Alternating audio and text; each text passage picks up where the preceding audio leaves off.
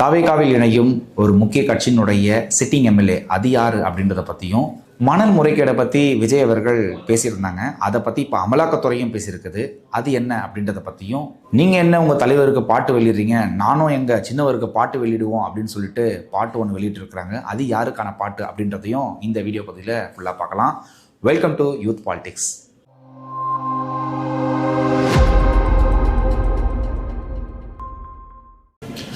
தவேக தலைவர் விஜய் காஞ்சிபுரத்தில் மக்கள் சந்திப்பில் பேசிட்டு இருந்தாரு. அந்த சந்திப்பில் மணல் கொள்ளையை பற்றி பேச ஆரம்பிச்சாரு. அந்த மணல் கொள்ளையில் 4730 கோடி ரூபா மணல் கொள்ளையிலிருந்து இந்த அரசு சம்பாரிச்சிருக்கு, அதாவது ஊழல் பண்ணியிருக்கு அப்படின்னு சொல்லியிருந்தாரு. 22,70,000 யூனிட் மணலை கொள்ளை அடிச்சிருக்கிறாங்க. இதுல அவங்க அடிச்ச கொள்ளை எவ்வளவு தெரியுமா? 4730 கோடி. இந்த ஆதாரம் ஆல்ரெடி கோர்ட்ல இருக்குது, அமலாக்கத்துறை டிபார்ட்மெண்ட்ல இருக்குது. அதை நிரூபிக்கிற விதமா அமலாக்கத்துறையும் விஜய் என்ன பேசினாரோ அதே பாயிண்ட்டை சேமா சென்னை உயர்நீதிமன்றத்தையும் சொல்லிக்குது. நாங்கள் இந்த மணல் முறைகேடுகளில் கலெக்டர்ஸ்கிட்ட சம்மன் பண்ணி அவங்கள விசாரிக்கும் பொழுது இதில் 4730 கோடி ஊழல் நடந்துட்டு இருக்கிறதாகவும், இதில் கவர்மெண்ட்டுக்கு வெறும் 36.41 கோடி தான் இதில் கிடைச்சிருக்கிறதாகவும் இடி தரப்புல இருந்து உயர்நீதிமன்றத்துல சொல்லியிருக்கு.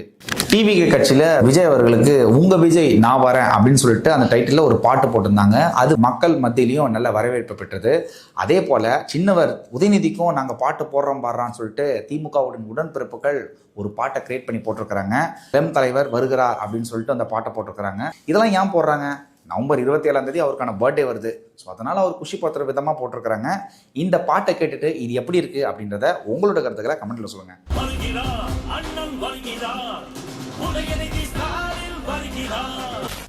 தாம்பரம் சட்டமன்ற தொகுதிக்குட்பட்ட ஒரு இடத்துல எஸ்ஐஆர் பணிகள் நடந்துட்டு வருது. அந்த எஸ்ஐஆர் பணியில் சில முறைகேடுகள், அதாவது 200 வாக்காளர்கள் பார்த்தோன்னா போலி வாக்காளர்களாக இருக்கிறாங்க அப்படின்னு சொல்லிட்டு அதிமுக கட்சியை சேர்ந்த நிர்வாகி பார்த்தோன்னா கேள்வி கேட்க ஆரம்பிக்கிறாரு. என்னடா நீலான கேள்வி கேட்பியா அப்படின்னு சொல்லிட்டு திமுக அந்த பகுதியை சேர்ந்த திமுக ஊராட்சி ஒன்ற தலைவர் கொலை வரி தாக்குதல் நடத்துறாரு இந்த அதிமுக நிர்வாகி மேலே. தாக்குனது மட்டும் இல்லாமல் கொலை மிரட்டல் பப்ளிக்காக அங்கே பெண்கள் இருக்கிறாங்க, பொதுமக்கள் இருக்கிறாங்க, முக்கியமாக அரசு அதிகாரிகள் இருக்கிறாங்க. இவங்க எல்லாருக்கும் முன்னாடி கொலை மிரட்டல் விட்டுருக்கிறாரு இந்த திமுக நிர்வாகி.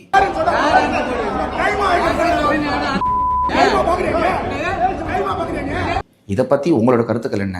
கீழே சொல்லுங்க.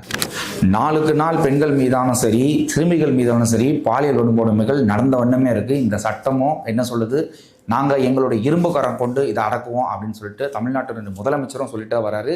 இருந்தாலும் குற்றங்கள் குறைஞ்ச பாடு கிடையாது. இதை நிரூபிக்க விதமாக விழுப்புரம் மாவட்டத்தில் இருக்கக்கூடிய திமுக ஒன்றிய செயலாளர் பாஸ்கரன் என்ன பண்ணியிருக்கிறாருன்னா, அங்கே அங்கே ஏழ்மையில் வாழ்ந்த ஒரு பெண்கிட்ட தான் உனக்கு உதவி செய்கிறேன் அப்படின்ற போக்கில் முதல்ல உதவி செய்கிற மாதிரி போயிருக்கிறாரு. ஆனால் உண்மையிலே ஒரு உதவி செய்கிற மாதிரி போயிட்டு, ஸோ உனக்கு நான் உதவி பண்ணுறேன், இந்த இடத்துக்கு நீங்கள் வந்துடு அப்படின்னு சொல்லிட்டு அந்த பெண்ணோட அனுமதி இல்லாமல் அந்த பெண்ணுக்கிட்ட பாலியல் வன்கொடுமை செஞ்சு முடிச்சிருக்கிறாரு. அது மட்டும் இல்லாமல் வீடியோ ரெக்கார்ட் பண்ணி அந்த பெண்ணை 6 மாதம் காலம் பார்த்தோன்னா மிரட்டி, நான் எப்பப்பெல்லாம் கூப்பிட்றனோ அப்பப்பெல்லாம் நீ என்கிட்ட இந்த மாதிரிலாம் இருந்துட்டு போகணும் அப்படின்னு சொல்லிட்டு மிரட்டவும் ஆரம்பிச்சுக்கிறாரு. ஸோ இதெல்லாம் ஒரு காலம் வரை பொறுத்திருந்த அந்த பெண்மணி என்ன பண்ணுறாங்க, இனியும் பொறுக்க வேணாம் அப்படின்னு சொல்லிட்டு வெளியில மக்கள்கிட்ட, அதாவது மக்களிடையே எனக்கு என்ன நடந்தது அப்படின்றத அந்த பெண்ணு பப்ளிக்காக சொல்லியிருக்கிறாங்க. நீங்களே பாருங்க. பாஸ்கரன் தலைவர்கிட்ட நான் ஹெல்ப் பண்ண கேட்டேன்.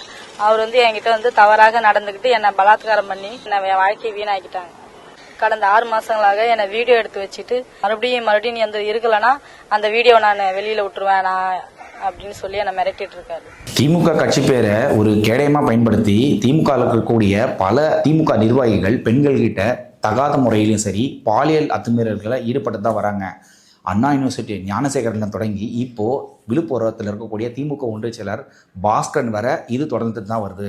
இவங்கெல்லாம் என்ன நினைக்கிறாங்க, நம்மளை ஒன்றும் பண்ண முடியாது, ஏன்னா நம்மளுக்கு பின்னாடி நம்ம கட்சி இருக்குது அப்படின்ற ஒரு நினப்பில் இந்த மாதிரியான பெண்களின் மீதான பார்த்தோன்னா பாலியல் அத்துமீறலில் ஈடுபடுறாங்க.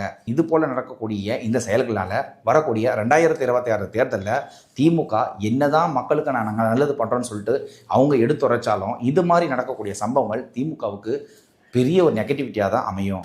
முன்னாள் கல்வித்துறை அமைச்சர் மற்றும் கோபிச்செட்டிப்பாளையம் சட்டமன்ற தொகுதியின் சிட்டிங் எம்எல்ஏவான திரு செங்கோட்டையன் அவர்கள் வரக்கூடிய வாரத்தில் தாவேகா கட்சியில் இணைய இருக்கிறாரு அப்படின்னு சொல்லிட்டு சமூக வலைத்தளங்களில் ஒரே பேச்சாக ஓடிட்டு இருக்குது.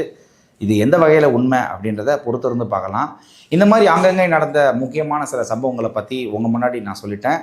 நீங்கள் இந்த சம்பவத்தை பற்றி என்ன நினைக்கிறீங்க அப்படின்ற உங்களோட கருத்துக்களை கீழே கமெண்ட்டில் சொல்லுங்கள், நாங்களும் தெரிஞ்சுக்கிறோம். இது போன்ற மேலும் பல விஷயங்களை தெரிஞ்சுக்கிறதுக்கு நம்மளுடைய சேனலை சப்ஸ்கிரைப் பண்ணிக்கோங்க. முக்கியமாக நம்மளுடைய இன்ஸ்டாகிராம் பேஜை ஃபாலோ பண்ணிக்கோங்க.